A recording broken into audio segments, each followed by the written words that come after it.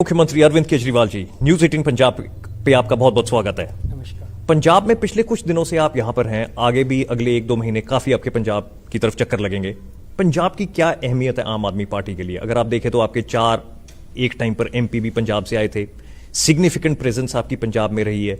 पंजाब की क्या अहमियत है? बार बार ये कहा जाता है कि पंजाब आपके लिए क्रिटिकल होगा कि अगर आपको एक स्टेट मिल गई, एक राज्य मिल गया, ये दिखाने के लिए कि हम कैसी गवर्नेंस करते हैं, कैसे राज करते हैं, कैसे हम सरकार को चला सकते हैं, तो उसकी बहुत ज्यादा आपके लिए इंपॉर्टेंस होगी। पंजाब आपके लिए इतना इंपॉर्टेंट और इतना महत्वपूर्ण क्यों है? सबसे पहले तो पंजाब की जनता ने हमें बहुत प्यार दिया है। आपने अब खुद ही जवाब दिया कि उस वक्त जब हमने नई नई पार्टी बनाई थी, पहली बार चुनाव लड़े थे लोकसभा का, पूरे देश में 400 से ज़्यादा सीटें लड़े थे और पंजाब के हमारे पूरे देश में 4 ही सीट आई थी उस टाइम एमपी की, चारों पंजाब से। तो जितना प्यार, जितना ट्रस्ट पंजाब के लोगों ने दिया है, उतना और कहीं से नहीं मिला। दिल्ली के लोगों ने सरकार बनाई, दिल्ली के लोगों ने बहुत प्यार दिया और फिर पंजाब के लोगों ने बहुत ट्रस्ट किया है। एक सेकंड के लिए इंटरवीन करूंगा। प्यार और ट्रस्ट या कुछ और चीज थी? उनको नजर आया कि कुछ आम आदमी पार्टी में कोई चीज अलग है, कोई और चीज थी, क्योंकि प्यार और ट्रस्ट उसी को तो ट्रस्ट कहते हैं। जब उन्होंने देखा कि आम आदमी पार्टी में उनको कोई अलग चीज नजर आई। दिल्ली वालों ने सबसे पहले क्यों दिया हमें वोट? उनको लगा कि ये लड़के अच्छे हैं यार, ईमानदार हैं, देशभक्त हैं, थोड़े जिद्दी हैं, मानते नहीं हैं लेकिन देशभक्त हैं।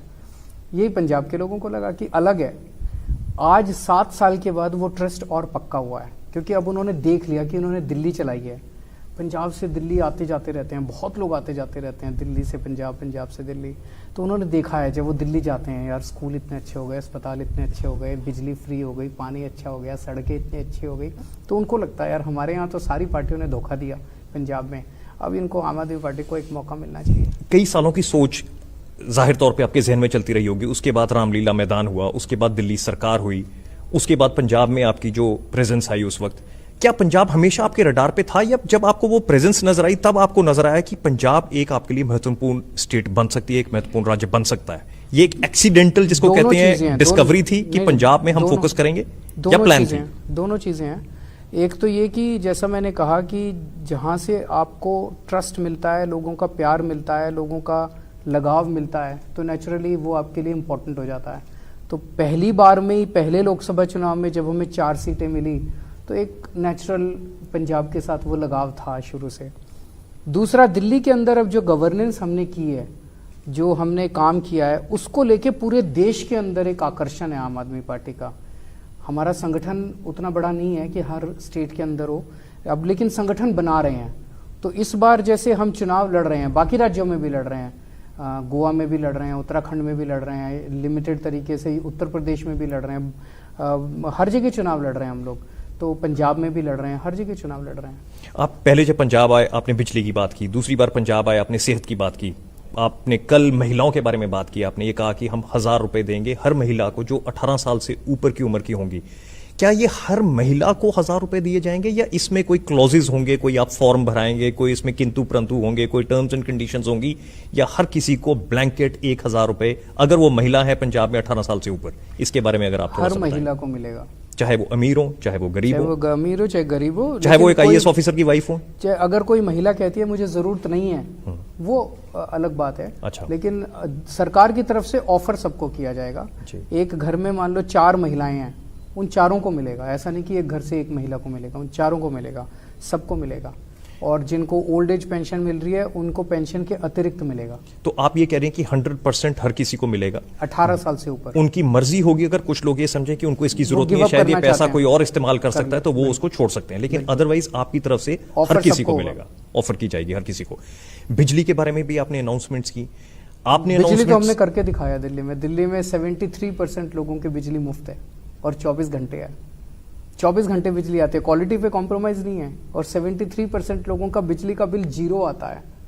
पंजाब में भी करके दिखाएंगे। इसके बारे में मैं आपसे पूछूंगा कि इसके फाइनेंसेस कैसे काम करते हैं, लेकिन अगर हम इसकी बात करें कि जैसे आपने बिजली की बात की, दिल्ली में करा ना, पंजाब में भी कर देंगे। फाइनेंसेस मेरे ऊपर छोड़ दो।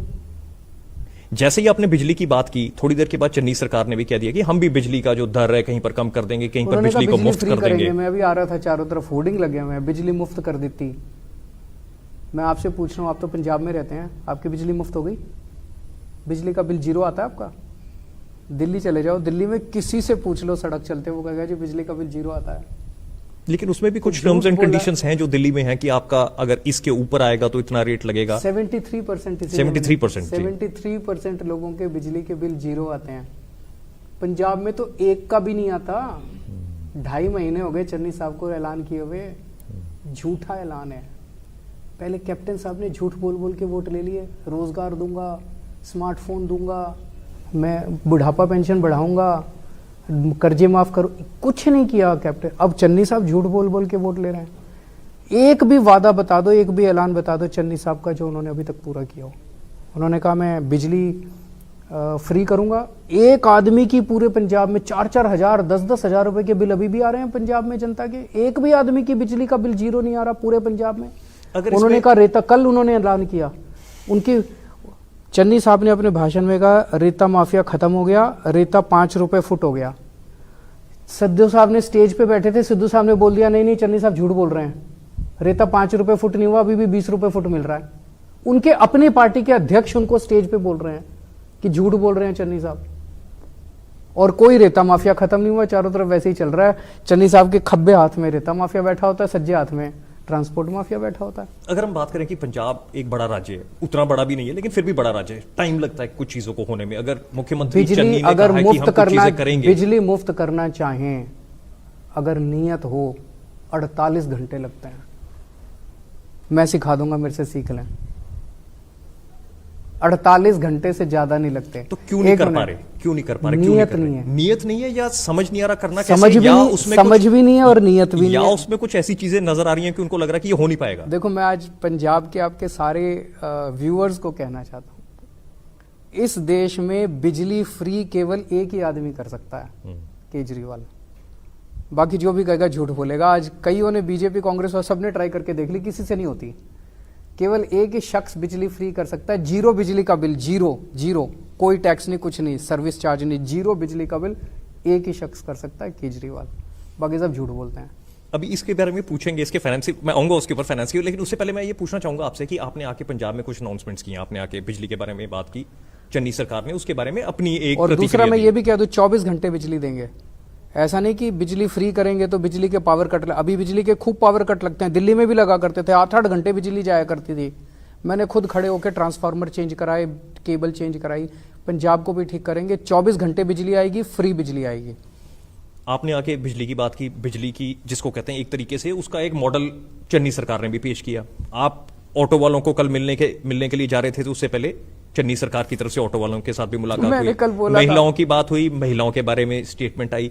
तो आपको ऐसा लग रहा है कि वो आपको फुस करने की कोशिश कर रहे हैं आपकी हर जिसको कहते हैं एक्शन को, या आप कैसे देखते हैं सारी चीज? वो नकली केजरीवाल बनने की कोशिश कर रहे हैं, नकली केजरीवाल, नकली, वो केजरीवाल को फॉलो कर रहे हैं पर है तो नकली ना। असली केजरीवाल कौन है? असली तो ये आपके सामने बैठा है। अभी भी आम आदमी है या अब आम आदमी नहीं है? उस पे भी आ रहा हूं मैं, उस पे भी आ रहा हूं। तो ये वादे वो कहते हैं कि केजरीवाल अब यहां पर है, हम आम आदमी है, हम और नीचे हैं अभी इस वक्त। उस पे आऊंगा, वो आपका दूसरा, वो भी अहम क्वेश्चन है। जी जी। पहली चीज, वो हमें नकल करने की कोशिश कर रहे हैं। मैं आता हूं, मैंने कहा बिजली फ्री कर दी, 48 घंटे बाद उन्होंने कहा मैं भी आज से बिजली फ्री हो गई। अगर हो जाती अच्छी बात थी। अगर पंजाब के अंदर वो बिजली के बिल 0 कर देते, मैं देखिए, मैं तो छोटा सा आदमी हूं, मेरे को कोई सत्ता का लोभ नहीं, लालच नहीं। अगर मैं देखता कि चन्नी साहब जो मैं कह रहा हूं सारे करते जा रहे हैं, मैं हो सकता चुनाव ही ना लड़ता। मेरे को लड़ने की क्या जरूरत है चुनाव? भाई चन्नी जैसा, मुझे लगता है चन्नी अच्छा मुख्यमंत्री आ गया यार, ये सारे हमारे काम कर रहा है, इसी से करवा लेंगे। सारे झूठे वादे कर रहे हैं। उन्होंने कहा मैं बिजली फ्री करूंगा, बिजली फ्री नहीं करी, एक आदमी की बिजली फ्री नहीं करी। उन्होंने कहा रेता माफिया खत्म कर दिया, रेता 5 रुपए फुट कर दिया, वो नहीं करा, उन्होंने झूठ बोला। मैंने आके कहा मैं 15,000 मोहल्ला क्लिनिक बनाऊंगा, उन्होंने कहा मैं भी बनाऊंगा। एक भी बना मोहल्ला क्लिनिक पूरे पंजाब में? 1 हफ्ता लगता है एक मोहल्ला क्लिनिक बनाने में, 20 लाख रुपए लगते हैं, मैंने बनवाए हैं। उन्होंने एक मोहल्ला क्लिनिक बनाना शुरू भी नहीं करा अभी तक, इसका मतलब नियत नहीं है। उन्होंने कहा व्यापारियों को, एक दिन मैं व्यापारियों के बीच में गया, मैंने कहा भाई मैं आपके बीच में आपके डोनेशन मांगने नहीं आया, मैं आपको पार्टनर बनाने आया हूं। अगले दिन चन्नी साहब ने फुल पेज ऐड निकाल दिया, मैं उद्योगपतियों को पार्टनर बनाना चाहता हूं। मतलब वो शब्द भी हमारे केजरीवाल जी देखिए, आप मुख्यमंत्री हैं, आपने सरकार चलाई हुई है, आपको पता है सरकार कैसे चलती है। आपने तो कई आप मानते हो उनको नहीं चलानी आती? मैं उसके बारे में मैं कुछ नहीं कहूंगा मैं। तो मैं ये कह रहा हूं कि आपको पता है कि सरकार कैसे चलाई जाती है। आपने कई चुनाव भी लड़े, आपको पता है चुनाव भी कैसे लड़े जाते हैं। चुनाव में कई कुछ कहा जाता है, सरकार में कई कुछ चलाना पड़ता है। मैं आपसे यह पूछना चाह रहा हूं कि आप सुन रहे हैं कि कैसे कैसे वादे हो रहे हैं, आप भी वादे कर रहे हैं, 3 महीने सरकार के पास पड़े हैं। क्या वो वादे वाकई में, चाहे जितनी मर्जी मंशा हो, आपके पास क्या समय है उनको एक्चुअली इंप्लीमेंट करने का आज की डेट में? आज चन्नी साहब इस्तीफा दे दें, आम आदमी पार्टी अपना मुख्यमंत्री बना देगी, बिजली फ्री कर देंगे 49 दिन के अंदर। दिल्ली में 49 दिन की सरकार मिली थी हमें, चन्नी साहब को तो 5 महीने मिले हैं। 49 दिन में हमने बिजली ठीक कर दी थी, पानी कर दिया था, पूरे दिल्ली से भ्रष्टाचार खत्म हो गया था उन दिनों में, कम नहीं हुआ था, खत्म हो गया था। जिगरा चाहिए, नीयत चाहिए, वो नहीं है इनके पास। वो झूठ बोलना चाहते हैं, उनकी नीयत है तो कांग्रेसी ना, पहले कैप्टन थे अब चन्नी साहब हैं, दोनों एक दूसरे के। नीयत एक पार्टी के रग रग में बसी होती है, अगर आप ये कहें कि है तो कांग्रेसी, ऊपर से फ्लो करता है जी, या ये व्यक्ति विशेष होता है कि किस तरह व्यक्ति के विशेष भी होता है, लेकिन ऊपर से किसी भी ऑर्गेनाइजेशन में अब सारे ही हमारी पार्टी के लोग मेरी तरफ देखते हैं। आज अगर मैं भ्रष्टाचारी हो जाऊं, सारी पार्टी भ्रष्टाचारी हो जाएगी। मैं ईमानदार हूं और किसी की बर्दाश्त नहीं करता। मैंने 5 साल में अपने 2 मंत्री बर्खास्त कर दिए थे कैबिनेट से, जरा सा आरोप लगा था, सीबीआई को सौंप दिए थे। तो सबको पता है यार ये बड़ा सख्त आदमी है। आपने कहा हिम्मत चाहिए, जिगरा चाहिए किसी भी चीज को करने के लिए, लेकिन आपने कल एक और बात बड़ी इंपॉर्टेंट कल कही थी, जब आप ये 1000 रुपए की बात कर रहे थे कि पैसा बड़ा महत्वपूर्ण होता है, पैसे पर दुनिया चलती है। अब हम बात करते हैं पैसे की। जब आप कहते हैं कि हम ये चीज मुफ्त कर देंगे, ये चीज हम ऐसे दे देंगे, पंजाब का कर्जा ऑलरेडी कई लाखों करोड़ रुपए है, उसके ऊपर इंटरेस्ट ही इतना आ रहा है कि पंजाब वो इंटरेस्ट ही नहीं पे कर पा रहा, प्रिंसिपल अमाउंट तो दूर की बात है।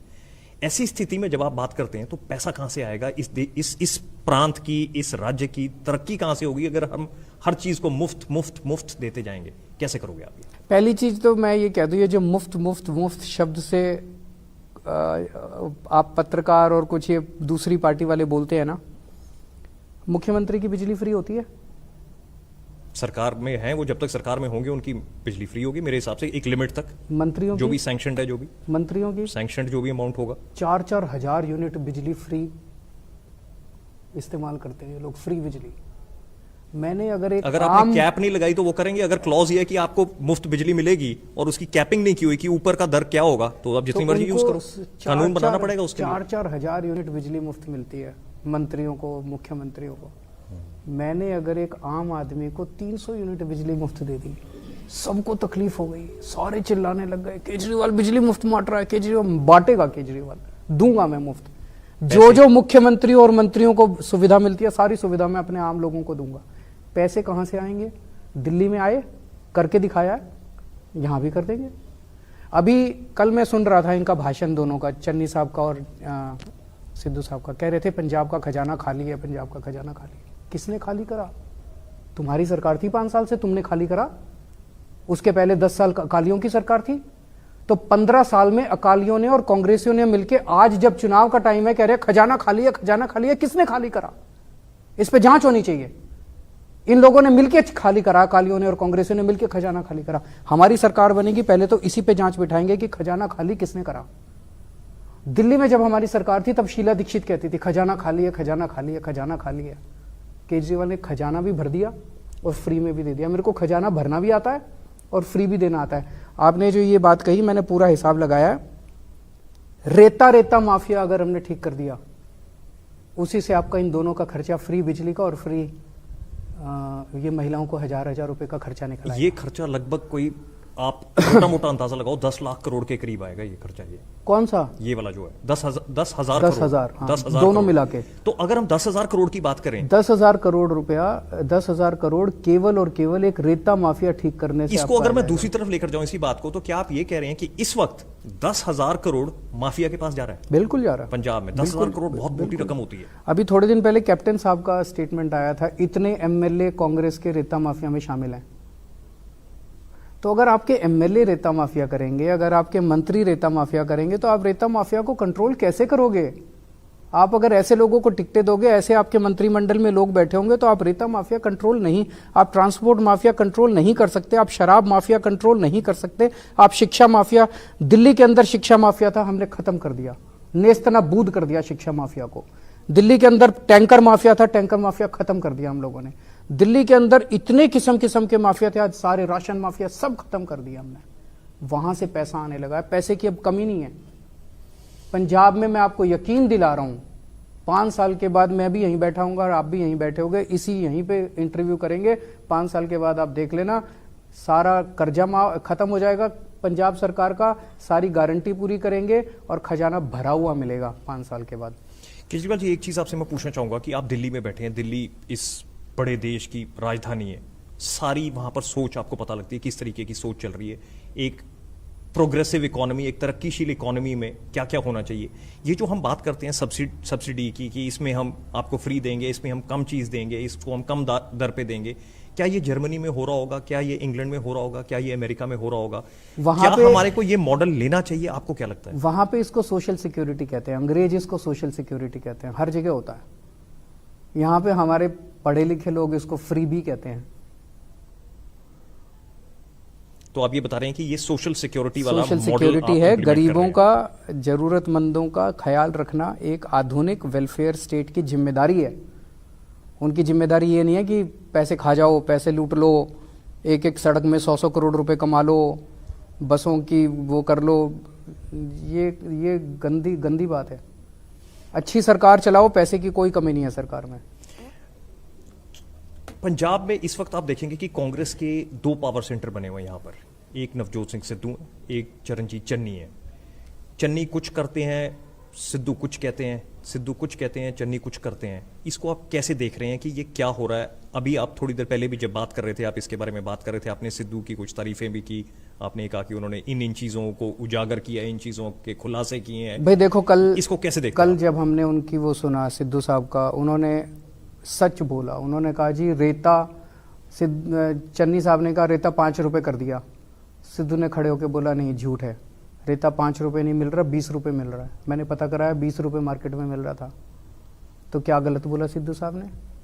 जनता की बात उठाई, सही बोला। उन्होंने कहा चन्नी साहब ने, मैंने रेता माफिया खत्म कर दिया।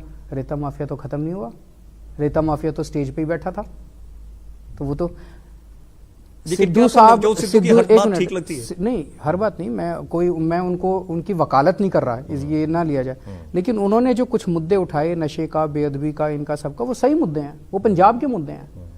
लेकिन सारी की सारी कांग्रेस उनको दबाने की कोशिश कर रही है। पहले कैप्टन साहब दबा रहे थे, अब चन्नी साहब उनको दबा रहे हैं। सारी की सारी कांग्रेस उनको मुद्दों का समाधान कीजिए, नहीं तो जनता आपको उखाड़ फेंकेगी। झूठे ऐलान मत कीजिए। आपने ये भी कहा कि असल आम आदमी आप हैं। चन्नी कह रहे हैं कि चन्नी को आपने कहा कि एक नकली आम आदमी है। नहीं, नकली केजरीवाल, नकली केजरीवाल है। नकली केजरीवाल नकल करते हैं मेरी, नकली केजरीवाल काम नहीं करते, ऐलान करते। जो ऐलान मैं तो वेट कर रहा हूं। कल मैंने महिलाओं का ऐलान किया, अभी तक आया नहीं उनका। मैं वेट कर रहा हूं कि वो अब क्या ऐलान करेंगे। वो भी कहेंगे 1000 रुपए दूंगा, कहां से देंगे उनको? वो तो कह रहे खजाना खाली है। वो कहते हैं कि मैं आम आदमी हूं क्योंकि मैं गाय का दूध निकालता रहा हूं, मेरे को पता है कि ये कैसे करना है, मेरे को पता है कि ऑटो कैसे चलाना है, मेरे को और कई चीजें पता है, तो मैं असल आम आदमी हूं। क्या आप समझते हैं कि आप आम आदमी हैं फिर उनके कंपैरिजन में? देखो, या आप आम आदमी से आगे निकल चुके हैं अभी? जो चन्नी साहब कह रहे हैं वो सही है। चन्नी साहब कहते हैं, मैंने उनका स्टेटमेंट सुना था। चन्नी साहब बोले मेरे को गिल्ली डंडा खेलना आता है। केजरीवाल को आता है क्या? मेरे को गिल्ली डंडा खेलना नहीं आता, मेरे को कंचे खेलने भी नहीं आते, पर मेरे को आपके बच्चों के लिए स्कूल बनाने आते हैं, आपके बच्चों का भविष्य बनाना आता है। चन्नी साहब कहते हैं मेरे को गाय का दूध निकालना आता है। केजरीवाल को आता है क्या?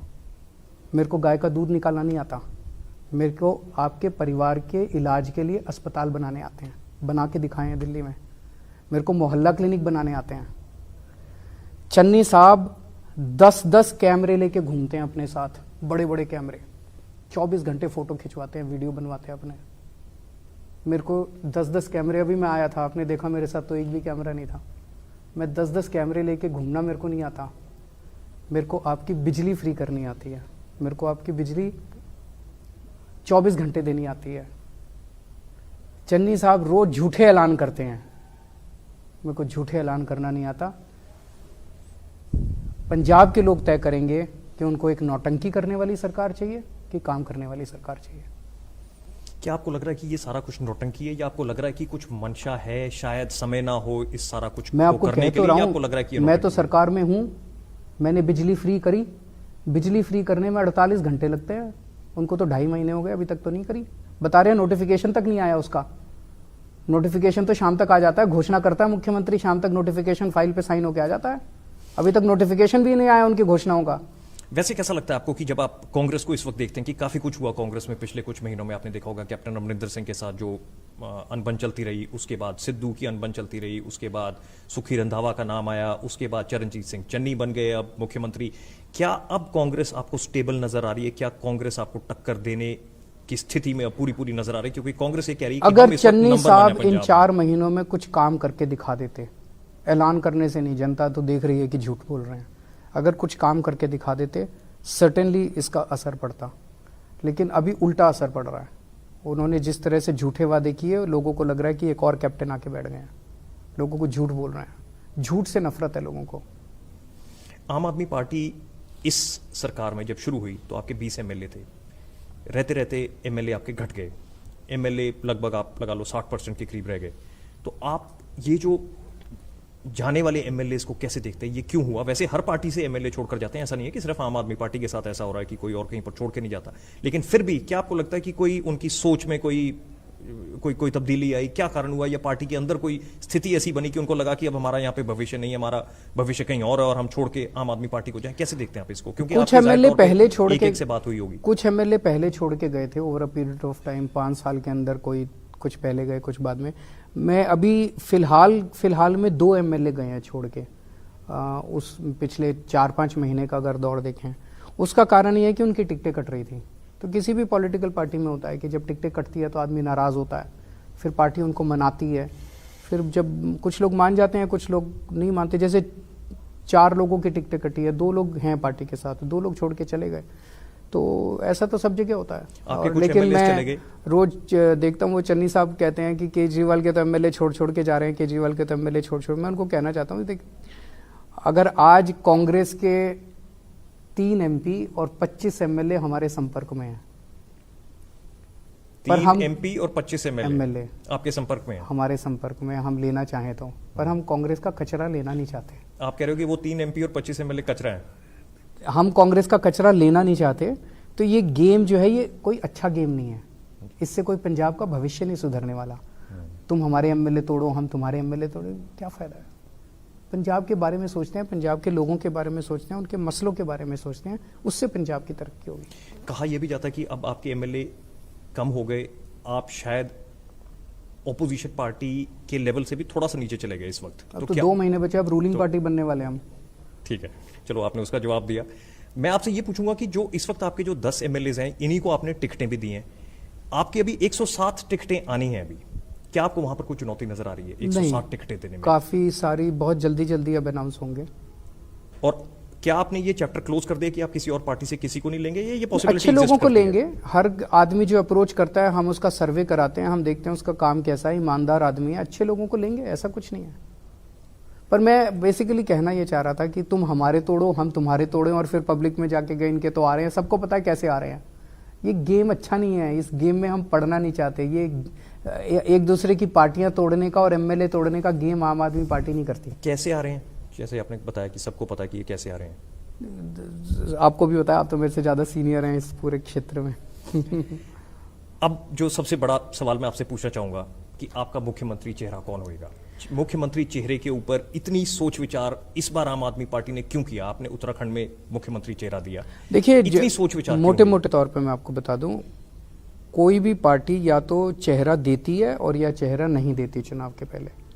हमने कहा हम चेहरा देंगे, हम चेहरा देंगे, लेकिन जब भी कोई पार्टी चेहरा देती है तो चेहरा अनाउंसमेंट जो है बहुत बड़ी बात होती है, तो उसके बाद चुनाव नीचे नहीं जा सकता, उसके बाद चुनाव को ऊपर ही जाना होता है। अगर उसके बाद चुनाव डिप कर गया फिर उसको उठाना मुश्किल हो जाता है।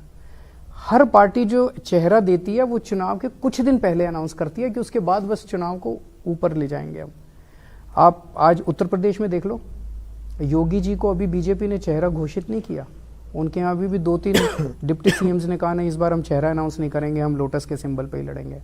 उन्होंने, बीजेपी ने भी अभी उत्तर प्रदेश में अनाउंस नहीं किया, उत्तराखंड के अंदर कांग्रेस ने भी अभी अनाउंस नहीं किया, हरीश रावत साहब अभी चेहरा नहीं बने हैं, धामी साहब को भी अभी चेहरा बीजेपी ने घोषित नहीं किया। लेकिन उन्होंने ऐसा बोला भी नहीं कि हम बोलेंगे, हम सीएम चेहरा घोषित करेंगे। आपने बहुत बार बोला मैंने बोला बड़ा चेहरा, उसमें बोलने में क्या, हम देंगे आपको, मैं मान रहा हूं हम देंगे। पंजाब में आ जाएं, पंजाब में कांग्रेस ने अभी अनाउंस नहीं किया कि सिद्धू साहब होंगे, कि रंधावा साहब होंगे, कि चन्नी साहब को कंटिन्यू करेंगे, उन्होंने भी नहीं किया, वो तो रूलिंग पार्टी है। गोवा में आ जाइए, चुनाव हो रहे हैं, गोवा में बीजेपी ने अभी प्रमोद सावंत को चेहरा घोषित नहीं किया, कांग्रेस ने भी अपना चेहरा घोषित नहीं किया। हम घोषित करेंगे लेकिन closer to elections, as a strategy closer to elections करेंगे, क्लोजर टू इलेक्शंस करेंगे। लेकिन फिर भी आप कैसे देखते हैं कि इस बार इलेक्शन, एक तो क्या पंजाब के ज्यादा स्ट्रेच होकर दूसरी तरफ को जाएंगे, तो अगर हम क्लोजर की बात करें तो शायद 1.5 महीना और लग जाए, 1 महीना और लग जाए आपको अनाउंस करने में, या आप देख रहे हैं कि अगले कुछ दिनों में हम लगभग तय हैं कि हम अनाउंस करेंगे कि हमारा सीएम चेहरा कौन अब एग्जैक्ट डेट आपने 2-3 चीजें तो पहले ही बोल दी, पंजाबी होंगे, सिख होंगे, ये 2 वेरिएबल तो हमारे को पता है। बिल्कुल। अब इसके अलावा अब ये बात आती है कि नाम कौन सा आएगा इन दोनों वेरिएबल्स के ऊपर, आएगा, जल्दी आएगा, जल्दी आएगा। दूसरा सवाल मैं आपसे एक ये पूछना चाहूंगा कि जो एमएसपी की बात हो रही है, जो किसानी आंदोलन जो है, जो कानून है वो वापस ले लिए गए, लेकिन अब एमएसपी की बात आती है, क्या आपको लग रहा है कि एमएसपी एक लीगल गारंटी बन सकती है? एमएसपी लीगल गारंटी नेशनली आप एज ए लीगल गारंटी देंगे तो नेशनली वो इंप्लीमेंट होगी, पूरे देश के किसानों को आप पूरे देश के किसानों को एमएसपी दी जा सकती है? थोड़ा सा इसके बारे में कि कैसे दी जा सकती है? एमएसपी देने के बहुत सारे फायदे हैं और नुकसान मुझे कोई नहीं नजर आता। एमएसपी देने से एक तो किसान को कंफर्म्ड सोर्स ऑफ इनकम मिलती है, सरकार के लिए कंफर्म्ड सोर्स ऑफ खर्चा बन गया। मैं आ रहा हूं उस पर जी। तो सरकार को, किसानों के पॉइंट ऑफ से बता देता हूं, फिर सरकार के पॉइंट ऑफ से बता देता हूं। किसान को एक कंफर्म्ड सोर्स ऑफ इनकम हो गई कि भाई मेरा माल बिकेगा और इतने में बिकेगा, तो उसे पता है कि हाँ इतना मेरा वो निकल जाएगा। अगर हम एमएसपी सारी फसलों पे 23 की 23 फसलों पे नेशनली देते हैं, ये क्रॉप डाइवर्सिफिकेशन में मदद करेगा बहुत बड़े स्केल पे। आज पंजाब की सबसे बड़ी त्रासदी ये है कि 2 फसलें सबसे ज्यादा उगती हैं, कनक और धान। दूसरी फसलें कोई उगाना नहीं चाहता क्योंकि उस पर एमएसपी नहीं है, इन दोनों पे एमएसपी है, और उसकी वजह से पानी जो है पंजाब का नीचे जाता जा रहा है, कंटेमिनेट होता जा रहा है फर्टिलाइजर की वजह से। अगर आपने एमएसपी दे दी, उसे पता है मैं चाहिए उगाऊं, मेरी तो फसल बिकेगी। डाइवर्सिफिकेशन होगा, डाइवर्सिफिकेशन होगा तो क्या होगा, जिस मिट्टी पे जो फसल सबसे अच्छी उगती है किसान वही उगाएगा। आज तो किसान देखता है यार धान पे मिल रही है, तो धान चाहे अच्छा उगता हो चाहे बुरा उगता हो, उस मिट्टी पे ना भी उगता वो वही उगाता है, वो सोचता है यार बिक तो जाएगा कम से कम। फिर किसान ये देखेगा मैं अगर इस पे कपास उगाऊं तो बेस्ट उगेगी, सबसे ज्यादा यील्ड होगी, तो वो कपास उगाएगा। जहां पे किन्नू उगना है किन्नू उगे, जहां फसल उगनी है वो वहीं उगाएगा। तो उसका डाइवर्सिफिकेशन होगा। उसका at a national level government जो है वो फिर डिसाइड कर सकती है कि ये वाली फसल यहाँ अच्छी उगती है, ये वाली फसल किसानों को मोटिवेट कर सकती है, मैं यहाँ इसको उगाऊं, यहाँ पूरे देश के ऊपर यील्ड जो है फसलों की वो बढ़ेगी, प्रोडक्शन इमेंसली बढ़ेगी इससे, एमएसपी देने से। पैसे का जो सवाल आया, तो सरकार पैसा खर्च नहीं कर रही, सरकार इन्वेस्ट कर रही है। मान लो 2 लाख करोड़ रुपए पूरे देश में लगते हैं, लेट अस अज्यूम सरकार ने 2 लाख करोड़ रुपए किसानों को दे दिया, फसल खरीद ली, फसल तो आई ना सरकार के पास, अब वो फसल सरकार बेचेगी तो पैसा वापस आ जाएगा। उसमें नेट नेट जो है, जो पैसा गया और जो पैसा आया, उसमें नेट नेट कुछ प्रॉफिट हो सकता है, कुछ लॉस हो सकता है। Over a period of time मैं कैलकुलेट कर रहा था, इट विल बैलेंस ऑफ। 10 साल का पीरियड अगर आप लोगे तो एट नेशनल लेवल किसी साल में प्रॉफिट होगा, किसी साल में नफा होगा, किसी साल में नुकसान होगा। तो MSP it is possible, will power, political will अगर हो तो एमएसपी नेशनल लेवल पे दी जा सकती है। आपकी सरकार पंजाब में बनती है, आप एमएसपी इंप्लीमेंट करेंगे यहां पर? इसके ऊपर अभी काम चल रहा है, आपको थोड़े दिन के बाद हम बताएंगे।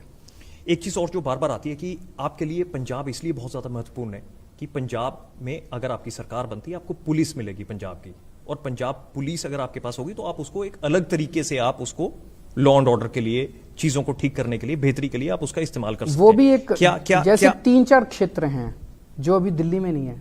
जैसे खेती है, दिल्ली में बड़ी लिमिटेड होती है, इंडस्ट्री है, दिल्ली में बड़ी लिमिटेड है। खेती, इंडस्ट्री और लॉ एंड ऑर्डर, दिल्ली में हमने आपको शिक्षा अच्छी करके दिखा दी, स्कूल अच्छे करके दिखा दिए, हमें आते हैं। अस्पताल अच्छे करके दिखा दिए, हमें आते हैं। बिजली अच्छी करके दिखा दी, पानी अच्छा करके दिखा दिया, सड़कें अच्छी आज आप बात कर रहे थे कि आंकड़े गलत दिए जा रहे हैं यहाँ पर टीचरों के। 3 चीजें दिल्ली में नहीं है, वो 3 चीजें हमें पंजाब में मौका मिलेगा। इंडस्ट्री अच्छा करने का, खेती अच्छा करने का और लॉ एंड ऑर्डर। वो पंजाब मॉडल बनेगा पूरी दुनिया के लिए, खेती में, इंडस्ट्री में और लॉ एंड। आखिरी 1-2 क्वेश्चन आपसे लूंगा मैं कि एक आज आप बात कर रहे थे कि टीचर्स की, और आप बात कर रहे थे कि उन्होंने आपको बताया कि काफी जो डेटा है या जो आंकड़े हैं वो गलत मलत बनाए जाते हैं, गलत मार्क्स दिए जाते हैं, ऐसा कुछ होता है। इसके बारे में क्या आप उन्होंने काफी कुछ बताया, बताना चाह रहे थे? उन्होंने काफी कुछ बताया कि बहुत सारा डेटा फज्ड है, पर चूंकि मेरे पास अभी सबूत नहीं है तो मुझे लगता है कि उसको बोलना अभी मेरे लिए सही नहीं होगा। बिना सबूत के मैं कुछ नहीं बोलता, बिना फर्जी बातें मैं नहीं बोलता। तो मैंने उनको भी बोला कि मैं मुद्दा तब उठाऊंगा आप मुझे कुछ सबूत ला के दीजिए इन चीज़ों का। मैंने कहा मैं आपसे सिंपैथाइज करता हूँ, मैं आपकी बात से सहमत हूँ, लेकिन पब्लिकली मैं वही बात बोलूंगा जिसका मेरे पास सबूत होगा। आखिरी सवाल आपसे पूछना चाहूंगा कि पंजाब में इस वक्त आपको कौन सी चुनौतियां नजर आ रही हैं?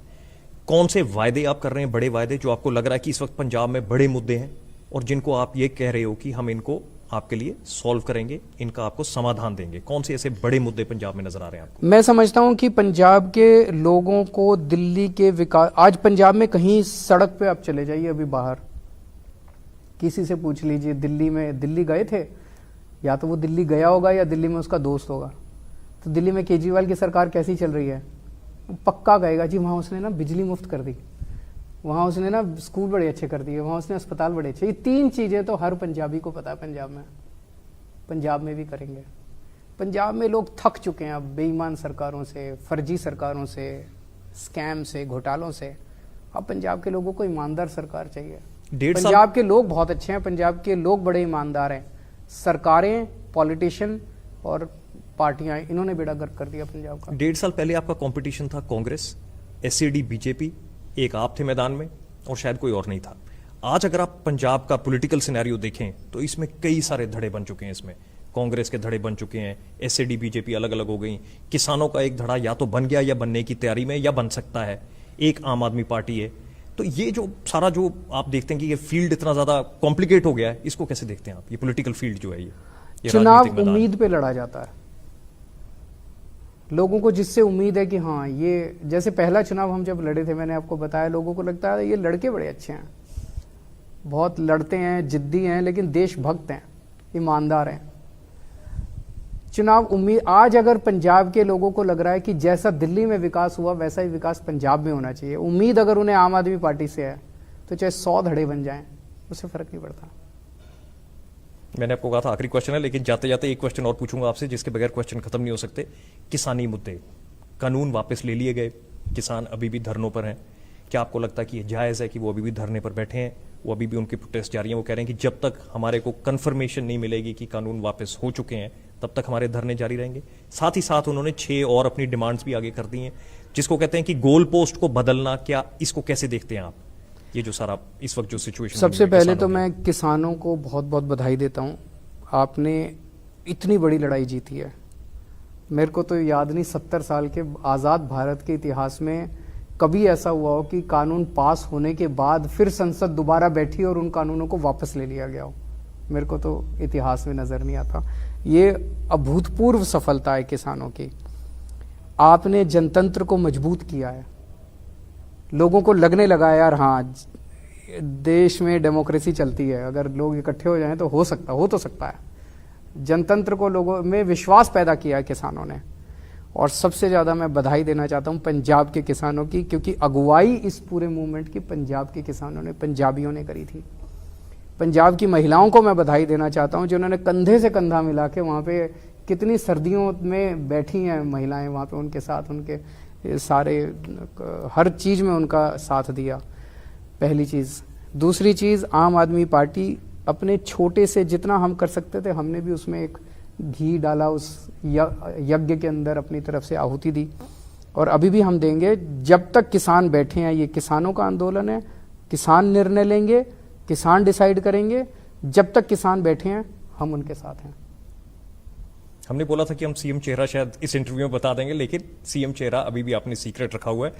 एक चीज और मैं ये पूछूंगा कि ये जो कानून जब जिस तरीके से वापस हुई, एक ये भी बात कही गई कि इनको वापस करना जरूरी इसलिए था कि अगर इनको वापस ना किया जाता तो शायद अराजकता पैदा होती और कई तरीके की कोई मुश्किलें आती, कोई और इसमें कोई तत्व घुस जाता है इस आंदोलन में। साफ लगता है ये केंद्र सरकार अगर साफ साफ मान ले कि किसानों के सामने झुकना पड़ा तो उसमें ज्यादा उनकी इज्जत है।